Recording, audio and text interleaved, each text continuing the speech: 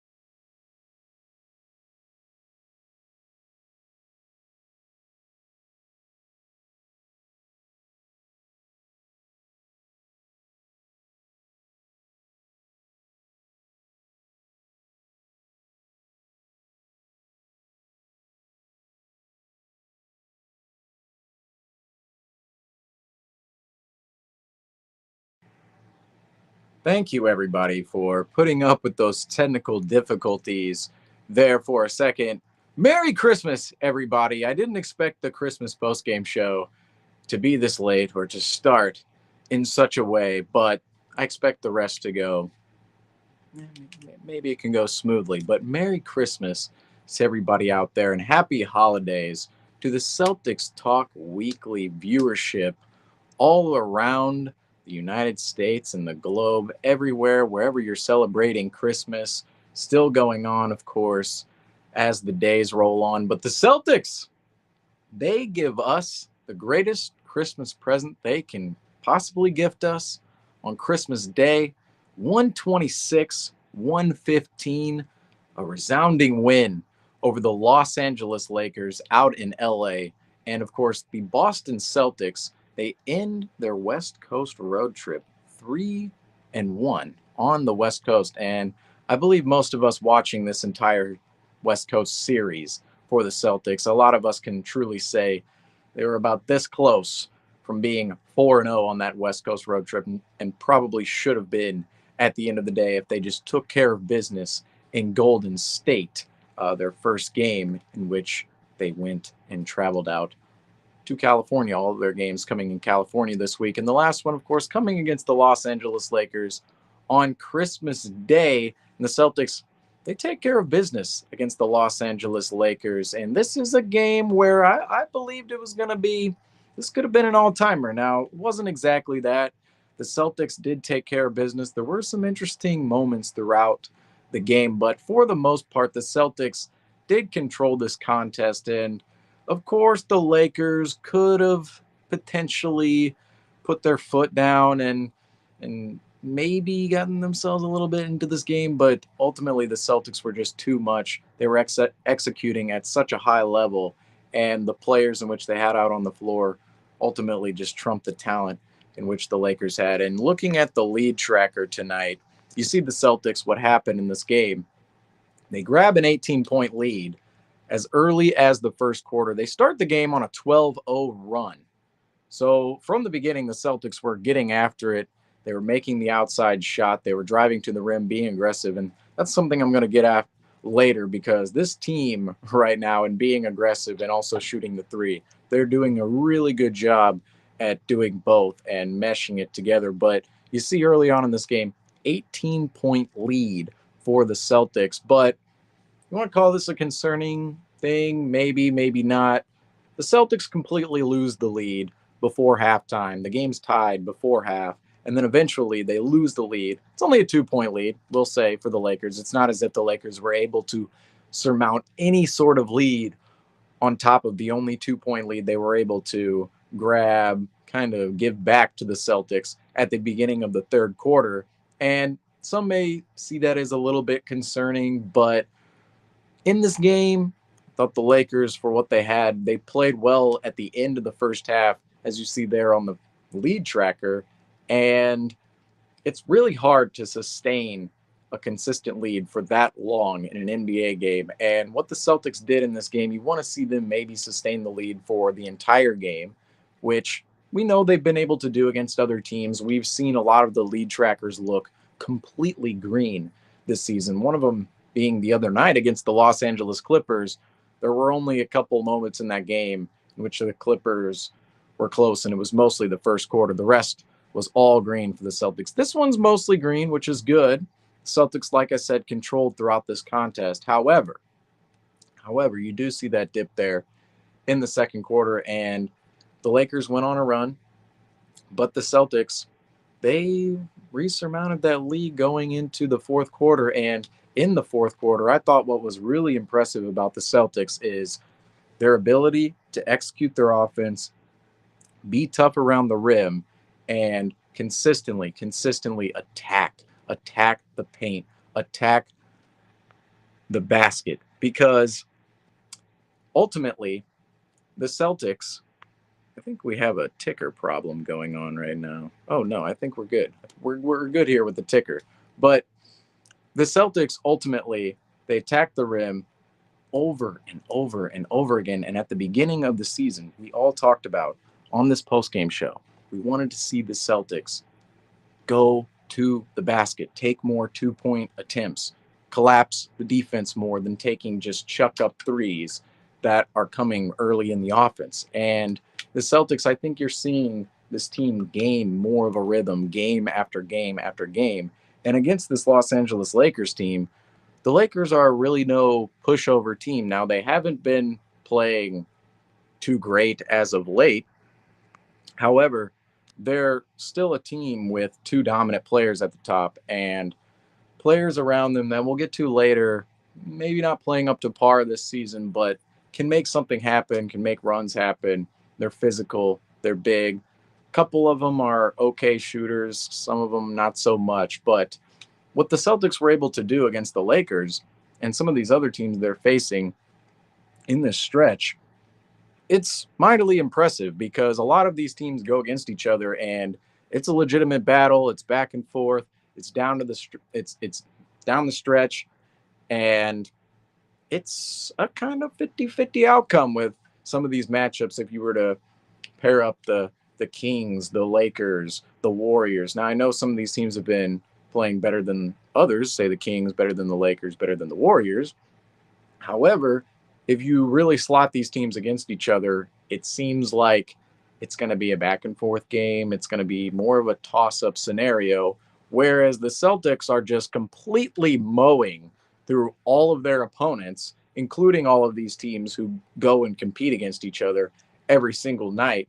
And what the Celtics are ultimately doing is, and should be, presented everywhere, because this team is reaching an all-time level right now to the point where I believe if this team comes out of this season with the ring, which it's always if, they will be looked at as one of the greatest teams ever. And it's just game 29 of the regular season. It's only Christmas, ultimately. However, the Celtics, they are in a position right now of building what they have within this lineup up to a point where they could potentially win 60 games. They're on pace to win 60 plus games. And in the playoffs, if they do come away with the ring, which is so far down the line and so much more needs to happen and the team needs to get a lot better in many areas before this happens. But if they were able to win a ring this season, the level at which they're playing at, if they can sustain this, they will be considered an all-time great team. And on Christmas Day against the Los Angeles Lakers out in LA, the Boston Celtics, they show us evidence towards that tremendously, abundantly, because moving forward, the Celtics, they're going to have some opponents in which are maybe a little bit lesser. Now, saw the ticker on the bottom of the screen there at the start. I usually play that at the end, but it was a mistake. It was up here at the beginning. But you saw the Pistons come up to Boston on Thursday, right? Which would actually be today.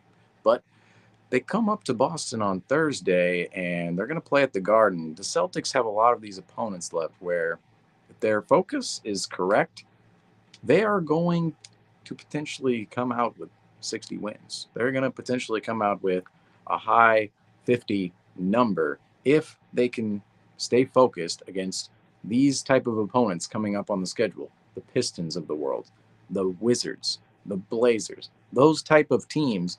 The Celtics, all of those teams, they have more and more games against those teams. And you're seeing the Lakers, the Warriors, the Kings, this West Coast road trip, the Clippers, who have been on a streak of winning, I believe, 8 or 9 straight games and 9 out of 10 games. These teams are the competitive teams in either conference, and the Celtics are taking them out, whether it's the Knicks, the Sixers, the Magic, the Cavs. All of these teams, the Celtics are taking out at a tremendous rate right now, and a lot of the opponents left on the Celtics schedule are not the competitive ones.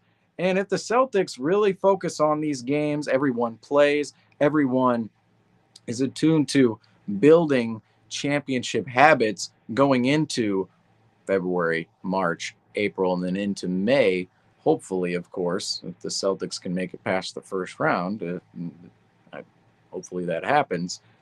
This team is going to be at a point where they're going to have something special to achieve in front of them, and that is potentially being an all-time great team. And I think this Christmas game, the fact they went out to Los Angeles, they went out to the West Coast, they came up 3-1 on the West Coast road trip, especially they were 3-0. Let's get this out of the way. They were 3-0. The Celtics were 3-0 after the Warriors game. And the Warriors game is a game in which the Celtics could have won. They just completely gave it away at the end. It completely. They were up multiple points. It looked like they were going to win the entire second half of the game, especially the third quarter, and they completely give it away. Game goes to overtime. They don't have enough. And then after that game, they go to Sacramento the next night. That could have easily been a schedule loss. Second night of a back-to-back, you play overtime in San Francisco. You now play in Sacramento. No Jason Tatum, by the way, and it doesn't matter in the slightest. De'Aaron Fox, Sabonis, they go off in the first quarter. De'Aaron Fox, I believe, had 13 points in the first quarter of that game. The Kings were up 23-11 at one point to start the game. The Celtics completely come back. They score 144 points, and then later on in the West Coast road trip, they go to Los Angeles, score 145 against the Clippers. The Clippers never had a chance. And then against the Lakers, they overcome adversity yet again of the Lakers coming back from the 18-point lead the Celtics established to start the game. And then the Celtics come out and score 126 and do a lot of intangible basketball things, especially offensively and even defensively from a physical standpoint in the fourth quarter that really should make Celtics fans excited about this team and its potential and potentially winning it all this season, because right now I believe we're at Christmas. We're in Christmas. You're going to see this Christmas design here. We're going to get into the second half of the season. It's going to go away and it's going to be behind us, and we're going to be getting closer and closer and closer to the playoffs. But right now, at this point in time, we have a good sample size of the Celtics being a very, very dominant team. And I believe moving forward that this team could be even better after what they did on the West Coast road trip.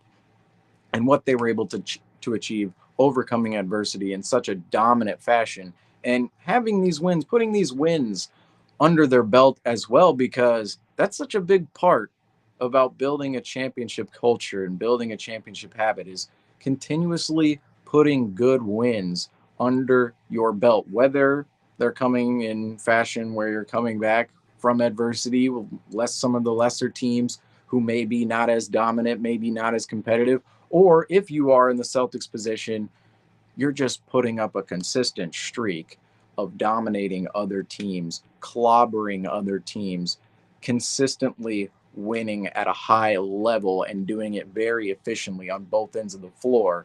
The Celtics are doing something very special right now, and they're making it look very easy, because we're going to get into some of the individual stats for this game, because let's face it, folks, every single night with this team, this specific Celtics team, the starting five, and usually someone off the bench, anybody could win player of the game.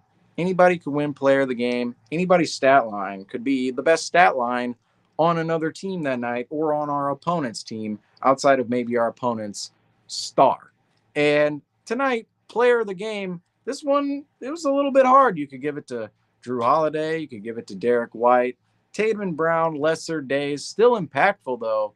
But this one has to go to Kristaps Porzingis in Los Angeles on Christmas Day. Kristaps Porzingis comes back into the lineup and puts on somewhat of a dominant performance in LA against Anthony Davis and the Los Angeles Lakers. Now, Anthony Davis did have 40 points of his own, but Kristaps Porzingis was a huge part in the Celtics eating down low. The Celtics came away from this game 58-50 in points in the paint, and Kristaps Porzingis, you see, he was only 2 of 8 from 3, but look at that field goal percentage. Now, I shouldn't say field goal percentage, but the field goal line, 11 of 19, which means from 2-point range, right? 2-point range.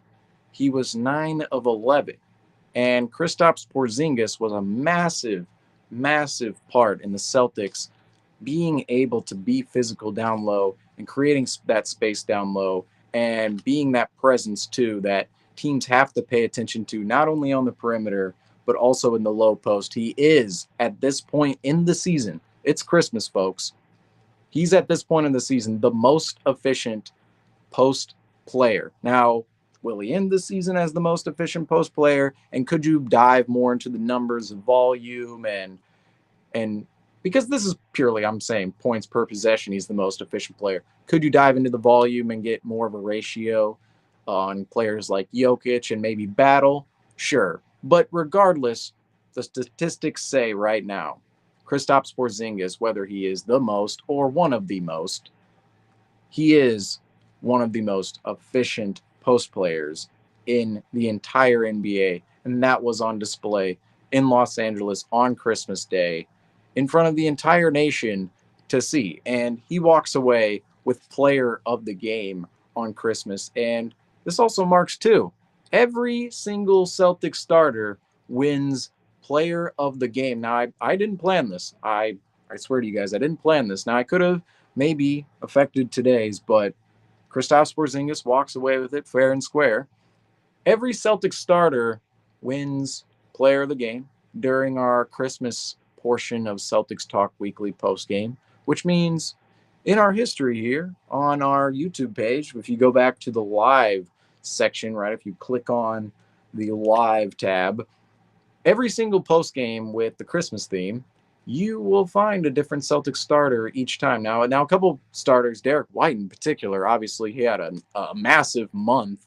He won a couple player of the game, so you'll see him on a couple of broadcasts. However, every Celtic starter, as well as Peyton Pritchard, won player of the game this month. So we have every Celtic starter in a Santa hat this month. I don't know. I don't know. Maybe people don't find that cool. I find it a little bit fascinating and funny that we somehow got every single Celtic starter in this month for player of the game. But Kristaps Porzingis wins it in Los Angeles, And I want to mention here, Al Horford hasn't won a player of the game during our Christmas segment. He might have had a player of the game on December 1st against the Sixers. Not sure, but he's the only guy. We got to get him. We just got to get him in a Santa hat before the New Year's. That's what we got to put up on the broadcast is Al Horford in a Santa hat before the New Year's, because we've had every other Celtic starter and Peyton Pritchard in a Santa hat. We got to have Kada, Hauser. I guess we got to get the whole crew. Let's just get the whole roster in a Santa hat. But yeah, up to this point, a lot of it highlights really too. I want to get to this point. It highlights the fact the Celtics, our player of the game, the fact that it's gone to so many different players, and we've seen so many different players in that Santa hat this month. It highlights how everybody is just being maximized on the Celtics team, whether it's Brown, Tatum, Porzingis, Holiday, White. I would argue that Drew Holiday and particularly Derek White, those two are being maximized the most. After that, it's Kristaps Porzingis, and Brown and Tatum. They're making it all happen, and I think they are taking some sacrifice within their numbers at times. This game, you could say Jason Tatum, 6 of 15, Brown, 7 of 17, and even within some of their advanced statistics this season, they're a little bit lower on the totem poles, say from Derek White, maybe Porzingis at times. Brown and Tatum are a little bit lower in some of the advanced metrics, and I feel as if some of their numbers are taking a hit just purely because teams have to focus so hard on Jaylen Brown and Jason Tatum for their skill level and their ability as big wings, right? All of these other players, they're still skillful. Drew Holiday, Derek White, Kristaps Porzingis, and they all understand their roles next to Brown and Tatum. And within this mix of players, defenses are struggling against this Celtics team that is now, like I said earlier, consistently finding a rhythm offensively. And this entire team, whether it's Derek White, Drew Holiday, Porzingis, Brown, now I will say Tatum, he's probably been the one player you want to see in this category be better in, but every single player within the Celtics starting lineup, they've been extremely aggressive as of late, and it is putting defenses on their toes to the point where the Celtics are getting a plethora of great shots on the perimeter. And in this game, the Celtics, a little weird, the Celtics shot 42 three-point attempts and shot 31% on those three-point attempts, right? But 50% for the game. 50% for the entire game for the Celtics on Christmas. 42 attempts come from three-point land on, well, let's get the total here. 91 attempts total, right? 91 attempts total. 42 come from three. They still shoot 50% from the floor, and they only make 13 of 42, 31% from three. This Celtics team is insane. They're absolutely insane. They're getting a lot of three-point shots they want. Now, this game against the Lakers, they didn't really fall. I would argue they fell at the correct times. However, in the fourth quarter, late in the fourth quarter, Al Horford hit a big three.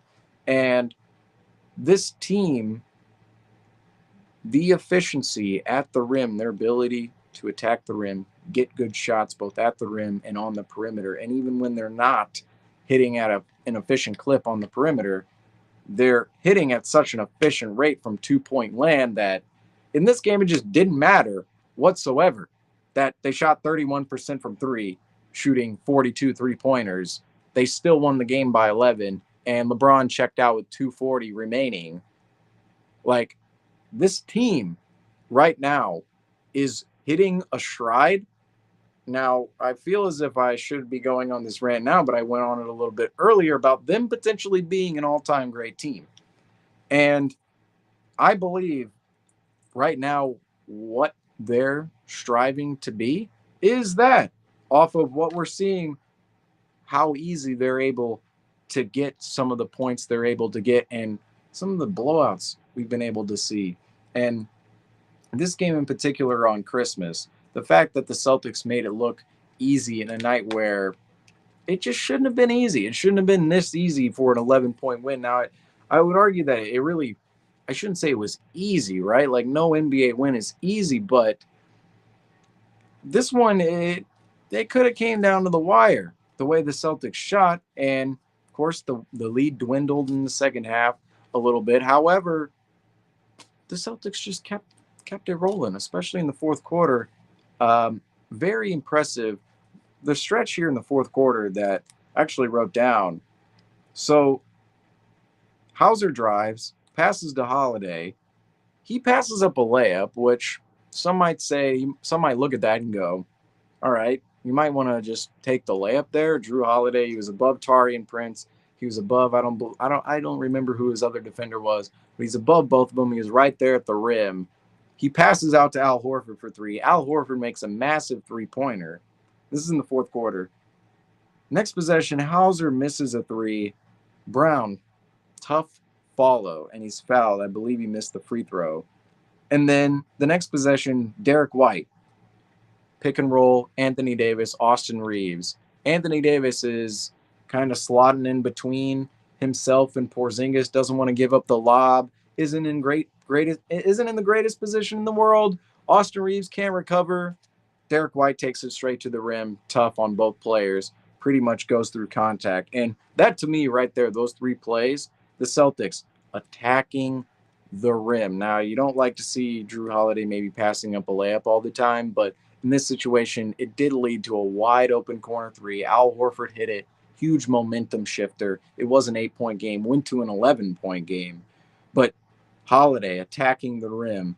Hauser missing a three. Brown, what is he doing? Offensive rebound at the rim, putting it back for two. And then, of course, White, pick and roll with Anthony Davis involved and Kristaps Porzingis and Austin Reeves. They're all in positions in which they can't properly defend the pick and roll, right? And he goes straight to the rim. There's no settling. There's no indecisiveness. You never have to worry about indecisiveness with Derek White. But the fact of the matter is, this team, them being aggressive and making the right decisions over and over and over again, and even that little stretch right there, that was what won them the game. Now, you could argue they had to make more plays after that. Sure.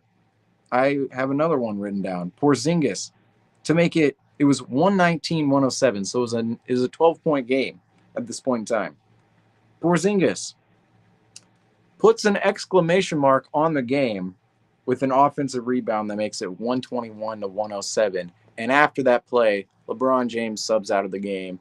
Benches are pretty much cleared for both teams after that point, and that's it. So, of course, the Celtics needed to make more plays to win the game later on down the stretch. But I'd argue the three plays I mentioned earlier won the Celtics the game, and Kristaps putting the exclamation point on the game in the fourth quarter. This team right now, this Celtics team, they're checking all the boxes, because at the beginning of the season, I kind of questioned, like, do they have the right intensity at certain moments? And do they shoot too many threes? We talked about that a lot on the broadcast. Is their bench a little thin? And, maybe during moments of injury, potentially that is still fairly true. However, they're still checking all of the boxes that we want to see for a championship level squad. And that is team gaining cohesiveness, team managing their minutes and games night to night, and still finding results throughout the season. We saw it throughout the entire West Coast road trip. Guys weren't necessarily injured, but they were managing injuries and their body for a potential run moving forward. And we're seeing too the defense come together. One of the best defensive teams, if not the best defensive team in the league. Offensively, it looks like players are cohesively coming together and finding a rhythm within one another, because it's so hard to play with players who you've never played with before.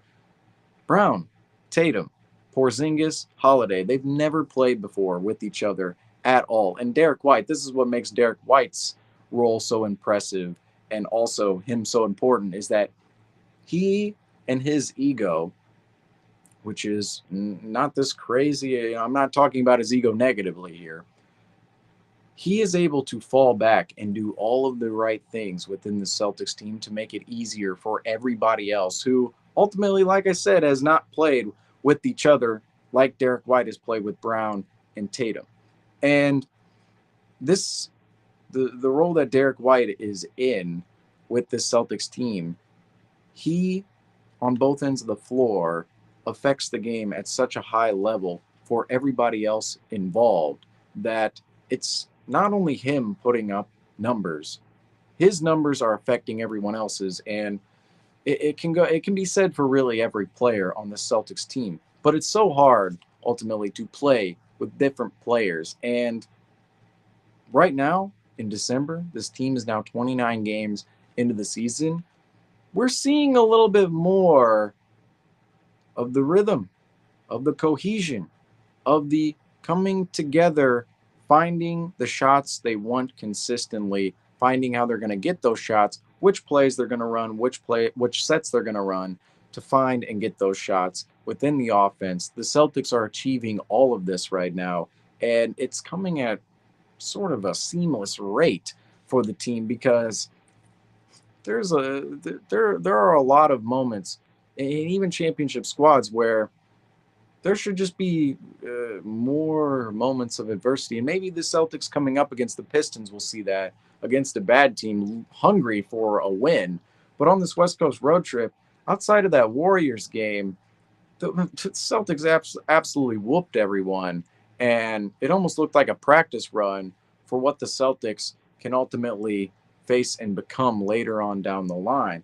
So the way this team is rolling right now, I would be very excited if I were, well, I am a Celtics fan. If I were a Celtics fan, I am a Celtics fan, but I would be excited if I were any Celtics fan out there because what the Celtics are doing right now is truly special. And on Christmas Day against the Lakers, they were they were they were good.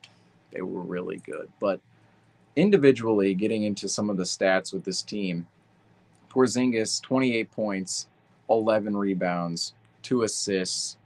I don't know if I really talked about Porzingis enough when his player of the game line was up, but he was 11 of 19, and he was particularly impactful within this game. And I didn't feel as if Porzingis. I, I thought this could be a game in which we didn't see him have one of the best performances because Anthony Davis is on the other side, and he's coming off a stretch where he's not really playing too consistently. But then you look at it and go, maybe potentially all that rest led to this type of performance. And he was able to, I thought the Lakers, for as physical as a team as they are, and for the potential that Anthony Davis has and some of their other players, Rui Hachimura and Tari and Prince and Cam Reddish, some of the other players that the Lakers have, I thought they could be a little bit more physical with the Celtics than they were. I thought Porzingis was able to exploit that a little bit. But Derek White, I talked about and his role, 11 assists, and that just really goes to show you some of the evidence of Derek White playing unselfishly and making it easier for everybody within the offense to play together. 11 assists tonight for Derek White, and also 18 points to go along with Derek White's stat line as well. And 8 of 13 from the floor, 2 of 4 from three. So not just chucking up threes. Some nights we see Derek White, might get a little three happy. The attempts do come to him quite frequently. However, tonight only 2 of 4 from three. Brown and Tatum mentioned their stat lines a little bit earlier.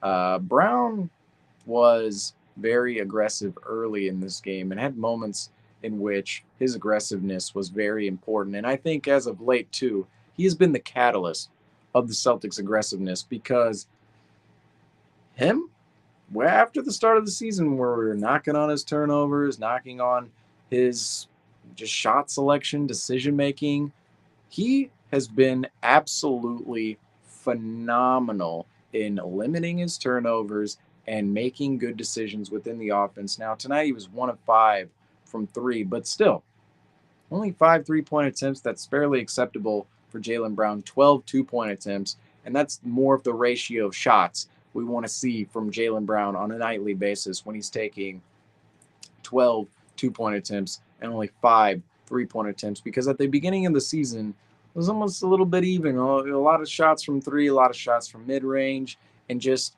not exactly shots coming within the flow of the offense. Whereas now I think Jaylen Brown, he's been very aggressive, been able to get certain shots around the rim that he wants at a high percentage, and also letting the three ball come to him when it comes to him, whether it's in transition or within the flow of the offense. I don't believe he's forcing his 3-point shot as much as he was at the beginning of the season.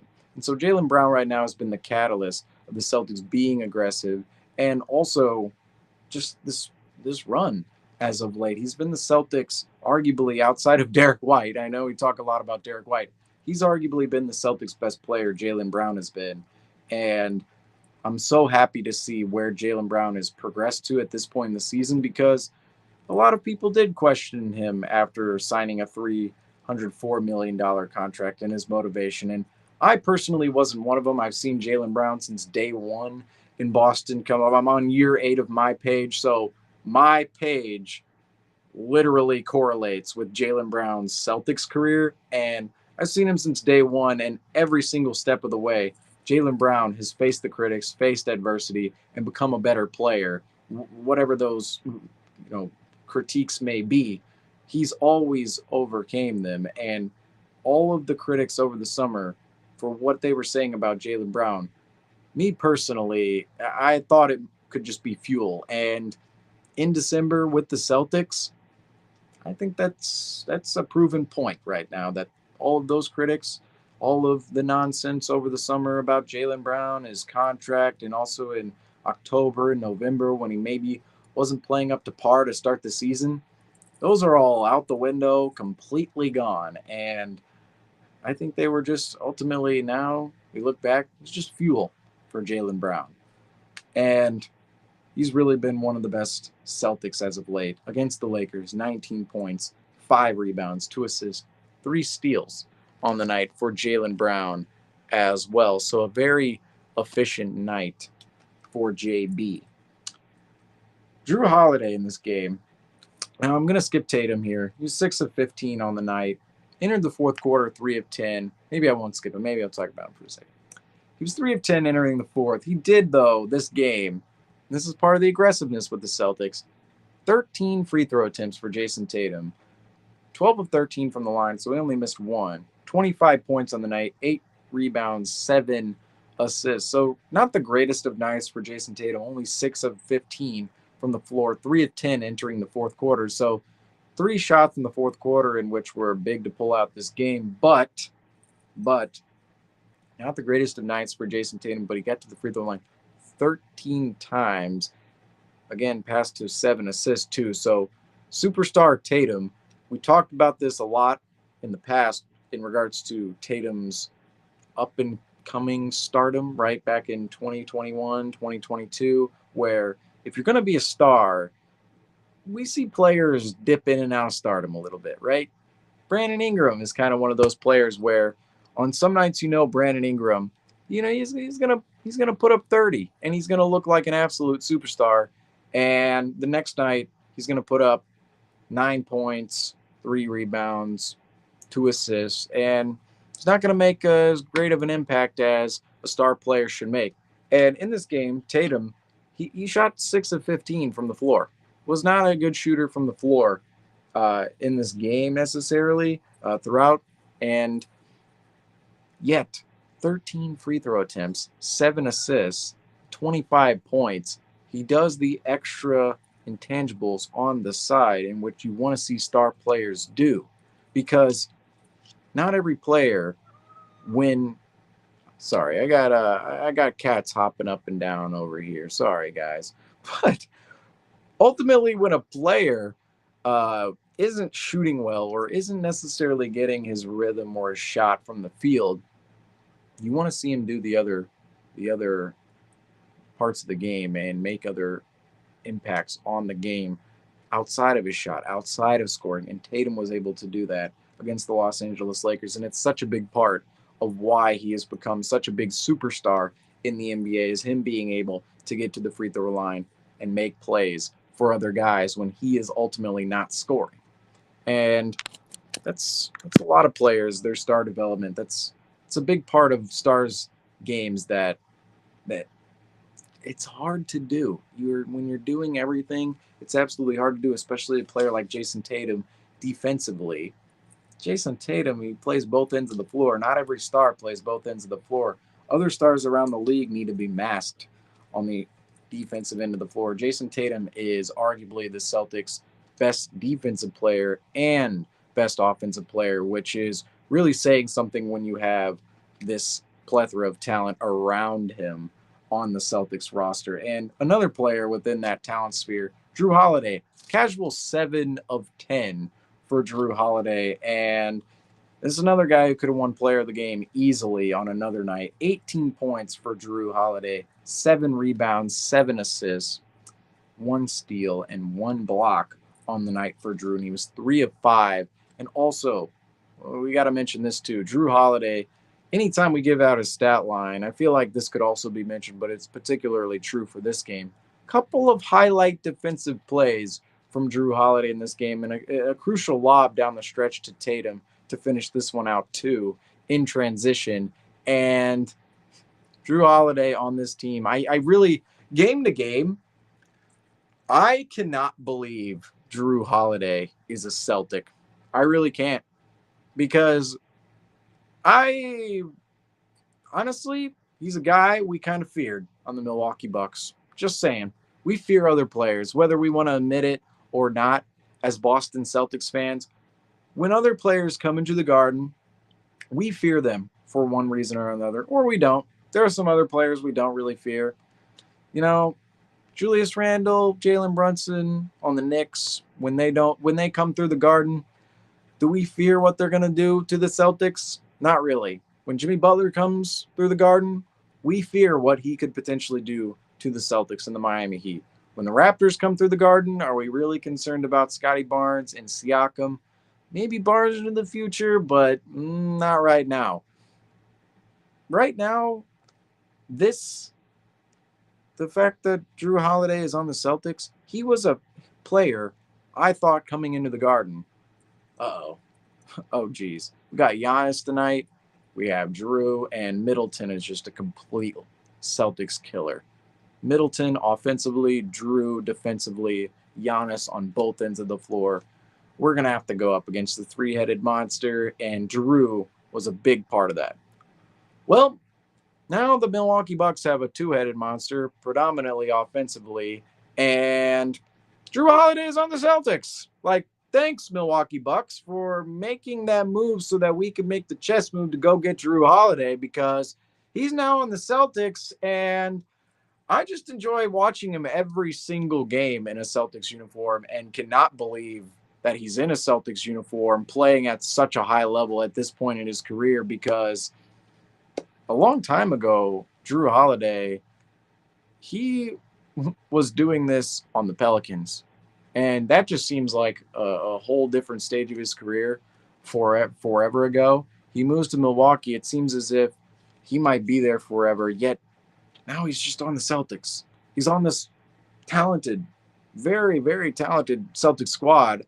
And it just almost seems like it's like we're the embarrassing rich kids if we're Celtics fans, because Drew Holiday, like we have Drew Holiday making plays on both ends of the floor, particularly defensively. And even in this game, he was 7 of 10, scored 18 points, and 7 assists as well. His decision-making offensively and his prowess defensively, what it's bringing to the Celtics, this is part of what's making them a potential all-time team, is they have a player like Drew Holiday, who's arguably on any given night their 5th best starter, who is a player we feared as Celtics fans coming into the Garden on the Bucks. He's a player we feared, and now he's our 5th best starter on our team. That's insane. That's absolutely insane. And Drew Holiday in Los Angeles on Christmas Day, great game from Drew. Going down to the bench, Al Horford, he was 2 of 4, but those 2 3-point shots, he was 2 of 4 from 3, 2 of 4 on the night in total, only 6 points in 23 minutes. But those 2 3-point shots were massive threes. And the one in the fourth quarter where Drew Holiday kind of passed up the layup, but was being very aggressive going towards the rim and collapsing the defense. Taurean Prince had to help towards him, passed it out to Horford. Horford wide open from 3.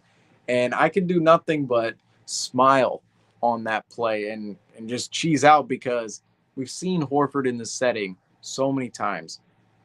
Clutch time, crunch time for the Celtics in the fourth quarter against an opponent on ESPN, whether it's on ESPN, TNT, ABC, whatever. This one was on ABC on Christmas Day in Los Angeles, particularly this setting against the Lakers at the Crypto.com Arena. It used to be the Staples Center, but now it's the Crypto.com Arena. But in that setting, Al Horford, when he made that three, it just almost gave me chills because he's producing still. It's 2023. Remember him playing game all the way back in 2017 in LA and him hitting big shots and having big moments in those games. And now, obviously, he only played 23 minutes and had 6 points. Not the most gaudy performance for Al Horford, but he's still there in the big moment to hit the big shot in clutch time. And the fact we get to see that from Al Horford at this day and age, and I get to come on here and talk about it on the Celtics Talk Weekly postgame show, I mean, what? It doesn't really get much better than that at this day and age. Al Horford could be long gone. We could have lost him in 2019. Goodbye, see ya, journeyman. OKC, Portland, Detroit, goes everywhere, right? Instead, he lands back in Boston, and he's hitting big shots on Christmas Day against the Lakers. It's like this is house money with Al Horford and his contribution to the Celtics and him being on this team. It does feel special in a certain way, and he was 2 of 4 off the bench. But another player I want to talk about off the bench for the Celtics is Peyton Pritchard, because Peyton Pritchard, we're seeing Peyton Pritchard start to find his stride just a little bit as of late. And on this, maybe the nickname needs to stick for Peyton Pritchard. Pacific P. That's what the social media team for the Celtics, that's what they were running this West Coast road trip after the Sacramento game, of course. Peyton Pritchard, Pacific P, gave him that nickname. I like it. Pacific P, from the West Coast, from Oregon, of course, goes out to the West Coast in California this road trip and completely turns his season around, really. Peyton Pritchard, we saw a couple of performances this month and even in November from him that gave us optimism. And honestly, making $7 million on the end of the bench could be a trade piece, just saying, but for the value in which the Celtics have with Peyton Pritchard right now, he's ultimately not a player, even with his streaky shooting at times, he's not a player that fans should be complaining about at all. And he was 4 of 8 in this game in 13 minutes, 12:43, so almost 13 minutes. 2 of 6 from 3, but 10 points. And on this West Coast swing, Peyton Pritchard was a massive part of the Celtics' success. And even in this game, he scored 9 points in the first half. And this is kind of, Peyton Pritchard scores not 10 points for the game. And one could look at that and go, yeah, it's kind of the experience of Peyton Pritchard. You might get some streaky shooting. You're going to get some contributions at different portions of the game. But for him to give us 9 early points and contribute that to the squad, the way similar, now it's not sort of in the same fashion, but remember on the 2022 squad, the 21-22 squad, the squad that went to the finals, his job was to come in early in the fourth quarter and shoot. Go out and shoot. Catch and shoot.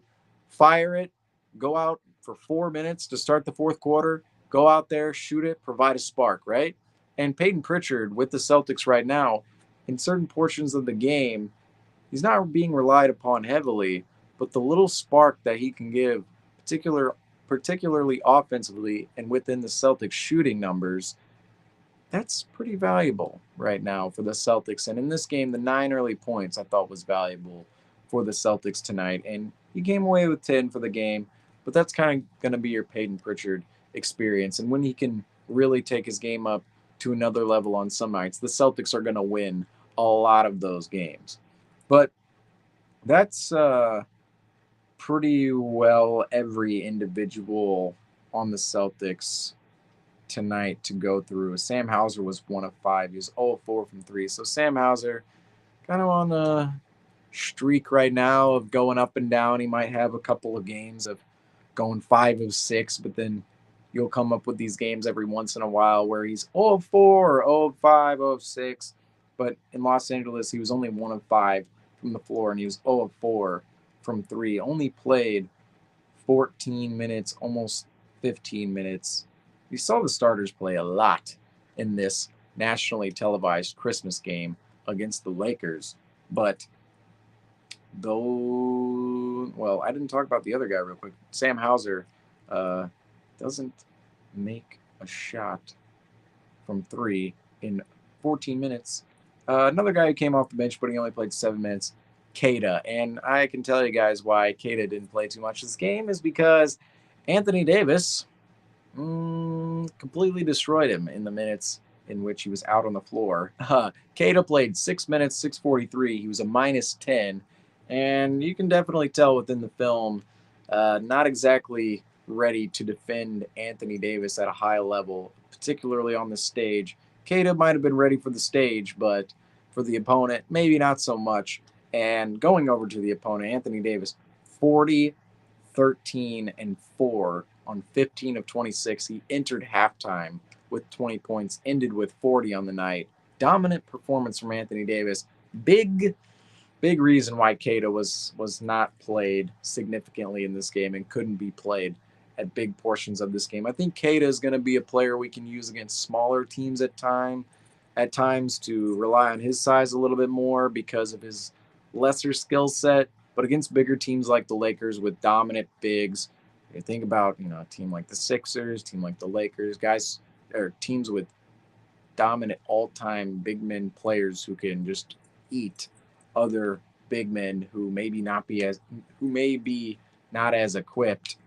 I think we're going to see Keita less in those matchups, and this one against the Lakers was certainly one of them. AD coming out with 40 and 13.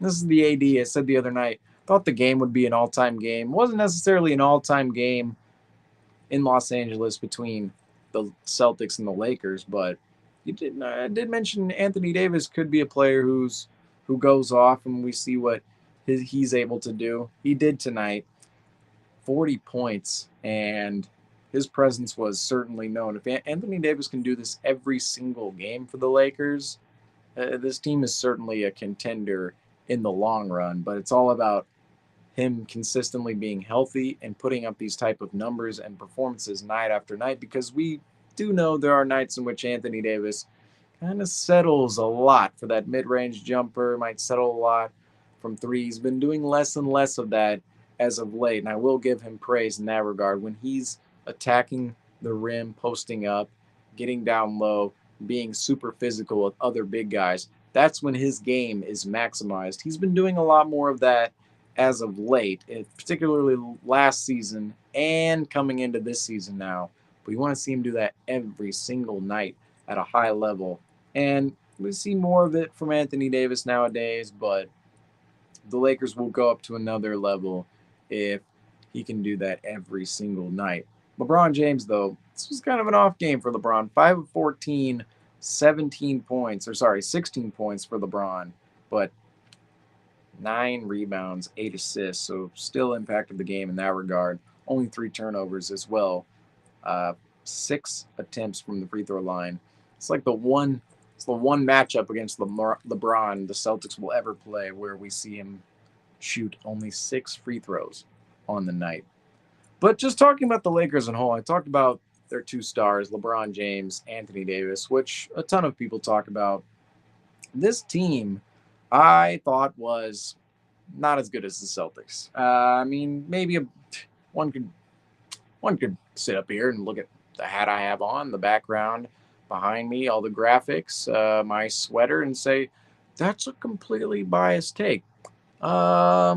Sure, one could say that for sure. However, the Lakers, objectively, just as an NBA fan, just don't look as good as the Celtics. And in this game, transition wise, I thought the Lakers, there are a couple of blemishes um, within their roster that I think they might need to address uh, before they think about winning a championship potentially. I think they could go on a run that brings them close to a title, but I don't know if they can win the title with this specific team. And it's really things like this. Jared Vanderbilt started in this game, okay? Jared Vanderbilt can't shoot. And I've been a Jared Vanderbilt advocate for a while. I liked him in Minnesota. He was in Utah. I actually thought Utah was a little ridiculous for trading him away to the Lakers so easily and getting back only Russell Westbrook in picks. But ultimately, he's a great defender, all NBA level of defender. Can't shoot a lick.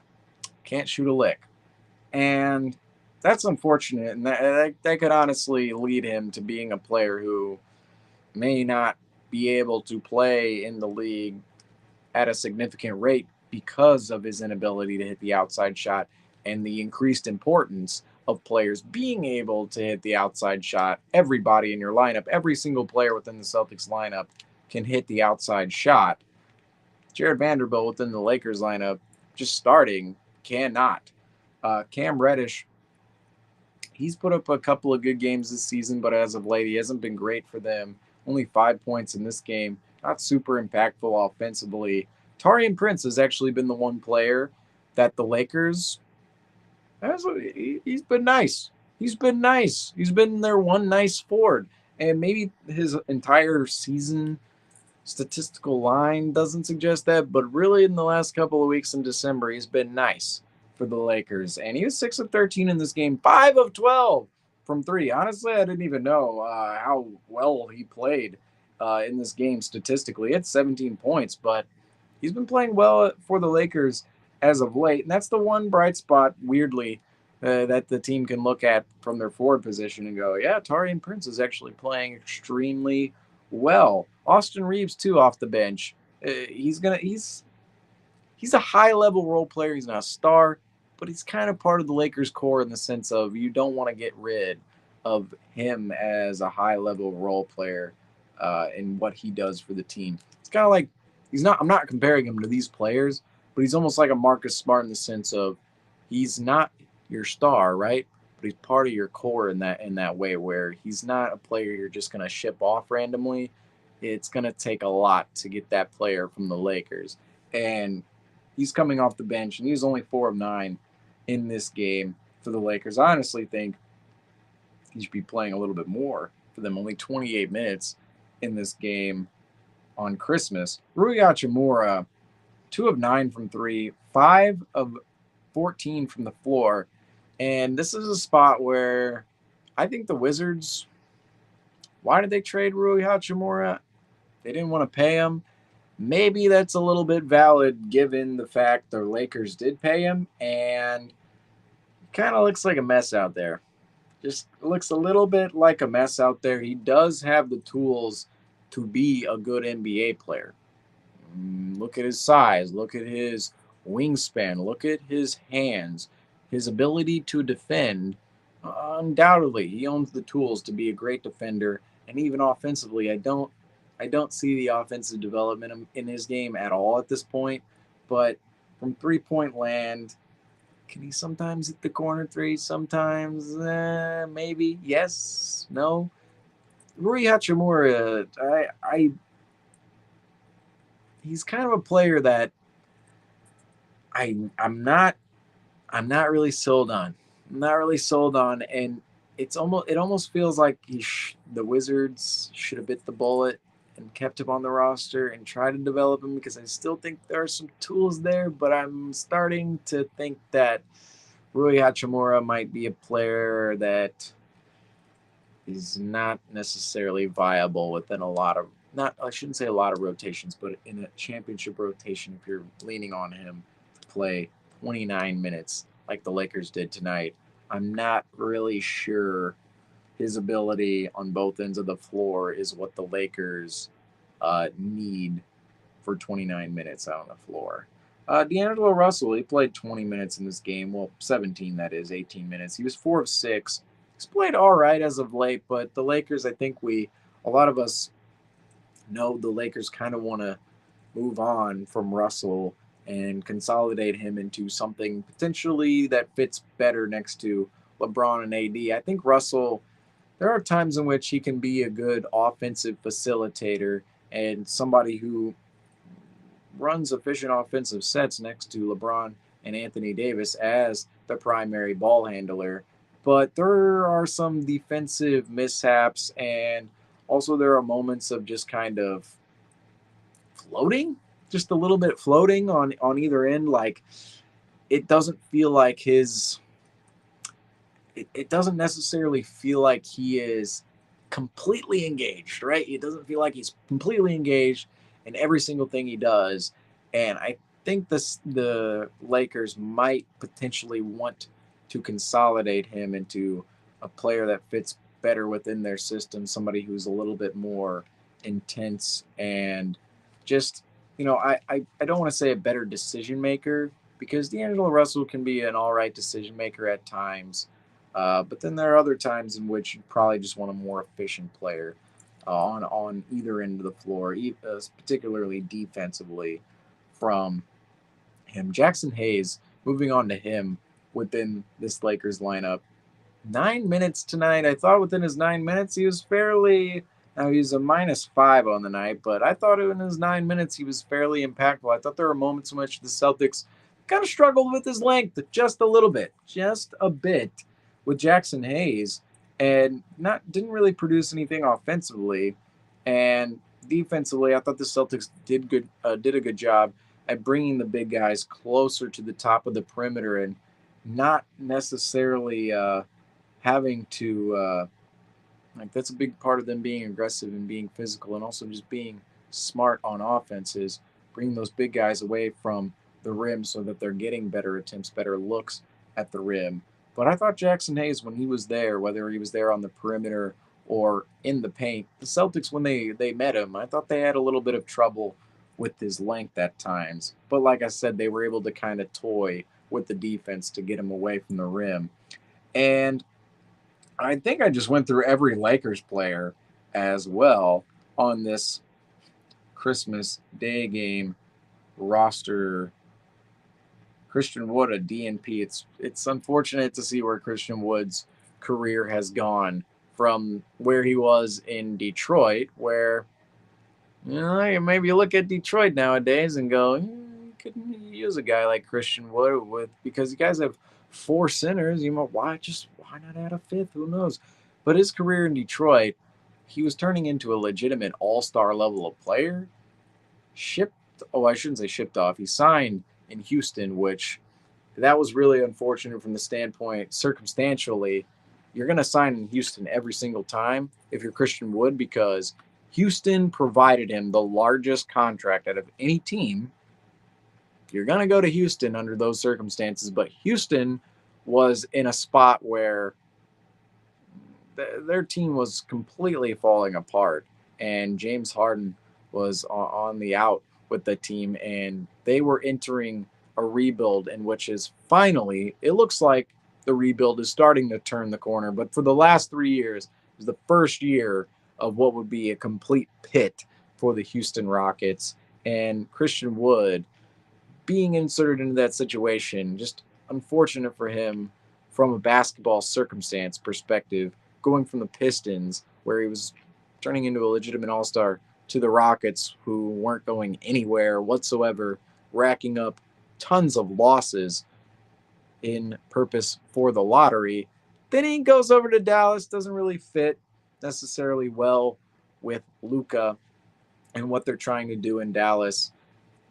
And now he's on the Lakers. I thought he was going to be a little bit better of an addition to what the Lakers have, but you see his impact so far on the season. Some of his advanced numbers have been fairly atrocious when he's been on the floor, and just it's not really where I expected Christian Wood's career to go. I do think we maybe have to take it with a grain of salt that he was kind of a late bloomer, so maybe that late blooming. Right now, he's on the back end of his career already after his prime because he was that late bloomer. But uh, I hope he does get more minutes later on down the line with maybe it's not with the Lakers, maybe it's with another team because I think Christian Wood, I thought he was really going to be a part of the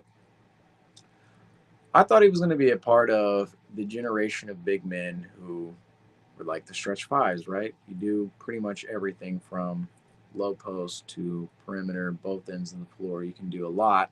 And I thought he was going to be within that generation of player, like almost all star level of big man. And now he's racking up DNP CDs on Christmas Day against the Celtics on the bottom of the Lakers roster. Kind of a bit of a fall for Christian Wood, but I think one day we'll see him back up and on his feet. But I don't know. Do we want to mention the fact that the Lakers drafted Jalen Hood Shafino over Jaime Jaquez and Cam Whitmore? Yeah, let's do it. I just did. Uh, there was that. I'm just talking about everybody on the Lakers roster at this point in time. The Lakers, unfortunately, made a little bit of a draft mistake, maybe this past off season, that certainly could affect their ability to be better moving into the future. But on the East Coast, we only see the Lakers 2 times a year, and both occasions, it's always a good game. I can't remember the last Celtics Lakers game that wasn't at the least entertaining for 3 quarters in some fashion, or 4 quarters in some fashion. And tonight's game, the Celtics and the Lakers on Christmas Day, the Celtics and the Lakers playing in the white and the green. The NBA, thank you, by the way. Thank you, Adam Silver, for re adding the snowflake to the jerseys and also paying attention to the jersey matchups and the brand and the culture you're setting within the NBA with all of these jersey matchups because we've seen on Christmas Day in the past, we've seen other games, primetime, nationally televised games. It's looked like a complete clown fest because the league is trying to promote statement jerseys, trying to promote city jerseys, and they'll match up statement jerseys and city jerseys against normal jerseys and away home jerseys. And they'll create these combos that don't look like the team's matchups whatsoever. Yet on Christmas, I thought the NBA let teams be themselves in regards to their brands. And we saw the Celtics and Lakers, they wore the exact same uniforms they did tonight in Los Angeles on Christmas Day 2023 as they did 15 years ago, Christmas Day 2008 in Los Angeles, the white and the green. I thought it looked absolutely fantastic. And even some of the other games throughout the day, you didn't see any goofy combos of uniforms. Every team looked like themselves. And praise to the NBA for making it look like the NBA on such a big NBA day and not trying to promote some of the goofier jerseys within the league. I know we could get into a lot of the jerseys on another show with Justin later in the future, but for this Christmas Day slate, thank you, NBA, for making it look so great. And of course, thank you to all the players, too, for making it an interesting slate on NBA Christmas Day. I thought all the games, maybe you didn't have the most interesting games throughout the day, but I thought there was a lot of quality basketball, a lot of back and forth action, and you did see a lot of performers on the grand stage. But of course, moving ahead, we will see more performers on maybe not so much of a grand stage. Moving ahead to Thursday, the Celtics coming back to the East Coast. After a long West Coast road trip, the Celtics come back to the East Coast and face the Detroit Pistons, who enter. I can't get this ticker up now. I feel like we have something. Something is wrong with this ticker because, yeah, I don't know what's going on here. Well, oh, there we go. Bam! It was on. This ticker was mistakenly on at the beginning of the show, And for some reason, I couldn't pull it up at the end of the show, but here it is.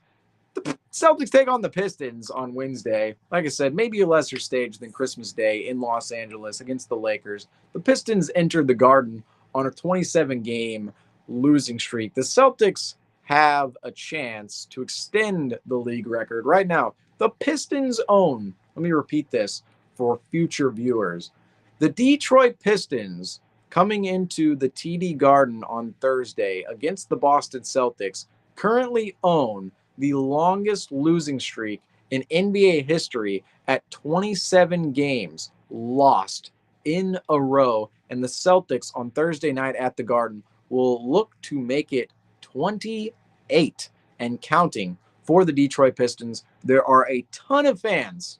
There are a ton of Celtics fans who believe that this game is going to be it for the Pistons, not the Celtics, the Pistons, and that the Celtics will somehow completely falter against this Detroit Pistons team at home, and we will finally see Detroit come away with such a coveted win, something we have not seen since October. Wingstop has not given out any wings in Detroit since October, but honestly, this game coming up for the Celtics, for the disastrous mentality so many people have in regards to this up-and-coming game, I have a positive mentality.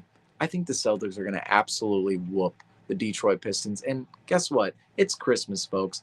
Lakers, Celtics, you see it up here on the broadcast. This is our last Christmas broadcast. How can I leave here without a guarantee? How can I leave here without a complete guarantee? I guarantee the Boston Celtics will absolutely whoop the Detroit Pistons on Thursday, December 28th, making it 28 straight losses for the Detroit Pistons, an NBA record and counting. I don't want to hear any of this. I don't want to hear any of the, oh man, I just know it's going to be the Celtics. I don't know. I don't know if I think we're having a problem with the ticker again. I'm looking out here on screen, but I see the Celtics. I see this Celtics potentially ending the streak. I don't want to hear any of it. The Celtics are going to do it. They're going to add a 28th loss to the Pistons losing streak, and that's going to be the end of it. And can we get this ticker to work correctly? I have no idea. We had some technical difficulties on the Celtics Christmas Day show, and like we always say here, the show must go on, and we must talk about the Celtics. Like, let's talk about the Celtics, folks. There we go. Hey, ticker's working correctly, but yeah, the guarantee of the Celtics beating the Pistons on Thursday. I honestly don't feel. I don't feel too. I don't feel like I have a huge risk on this one, right? I don't feel like I have a huge risk. The Celtics beating the Pistons. This is the best team in the league, literally from a betting perspective, versus the worst team in the league. So a whole market of people putting money on sports teams and commodities. The Celtics are the best team. The Pistons are the worst team. The Celtics should come out with the win on Thursday. I'm just saying. I know a lot of people will completely trash me for having this take and be throwing out comments such as "Be humble, bro. Like you're gonna be the reason we lose. You're whatever, right?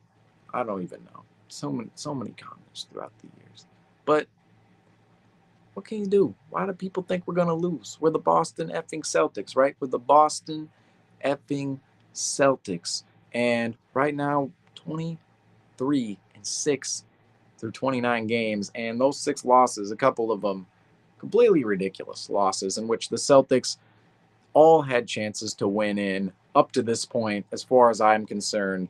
No blowouts, no definitive losses at all. They're all losses in which the Celtics, if they just make 1 or 2 more plays, couple more plays, they come out with wins. They could be undefeated up to this point. So the Pistons losing 28 in a row, and the Celtics potentially being 29-0.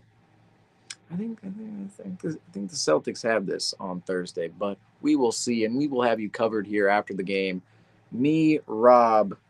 Man, I have our schedule written down here somewhere for all you guys. I have no idea. Tomorrow it's going to be me, Rob, and Ian and Franco, maybe. I'm not really sure, but regardless, somebody will be here. Two of us, likely, maybe three guys will be here tomorrow against the Detroit Pistons. When the Celtics take on the Detroit Pistons, we will be here on the Celtics Talk Weekly post-game show, having you covered. I'm so glad all of you joined me here tonight for this Christmas special. A lot of technical difficulties within the Christmas show. I didn't want to have this many technical difficulties, but it's what happens sometimes. And Celtics came out with the win, and the show went pretty smoothly. So you can't be too